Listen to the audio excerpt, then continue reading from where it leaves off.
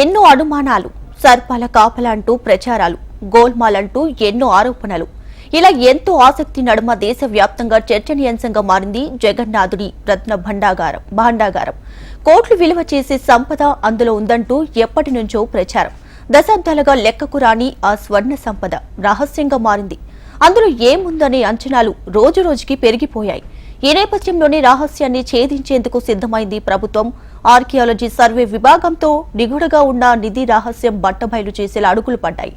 ఎట్టకేలకు పూరి జగన్నాథుడి భాండాగారం తలుపులు తెరుచుకున్నాయి.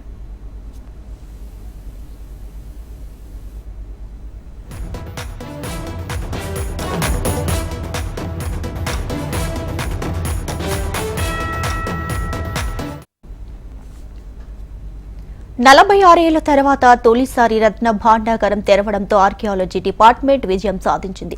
పకడ్బందీ చర్యలతో భాండాగార గదికి చేరుకుంది. కలెక్టర్, ఆలయ కమిటీ నేతృత్వంలో నాగబంధంతో కూడిన తలుపులు తెరిచింది. ముందస్తు చర్యగా మెడికల్ స్నేక్ క్యాచర్ సిబ్బందితో వెళ్లింది. ఎట్టకేలకు భాండాగారాన్ని తెరిచింది. ఇక అందులో నిధి బయటకు రావడమే ఆలస్యం.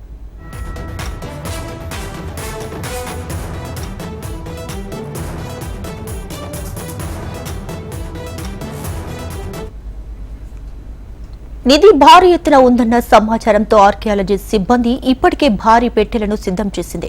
లోపల ఉన్నటువంటి నిధిని పెట్టెల సహాయంతో తరలించేందుకు ఏర్పాట్లు వేగంగా జరుగుతున్నాయి. 4 దశాబ్దాల తర్వాత భాండాగారం తలుపులు తెరుచుకోవడంతో ఏ మేరకు నిధి బయటకు వస్తుందనే ఆసక్తి భక్తుల్లో నెలకొంది. ఇక జగన్నాథుడి భక్తులంతా ఆలయం దగ్గరకు వచ్చి ఎంతో ఉత్కంఠంగా ఎదురుచూస్తున్నారు. ఒక్క ఒడిశాలోనే కాదు, జగన్నాథుడి రహస్య భాండాగారంలో ఏముందనే విషయం వినేందుకు దేశమంతా ఎదురు చూస్తున్నారు.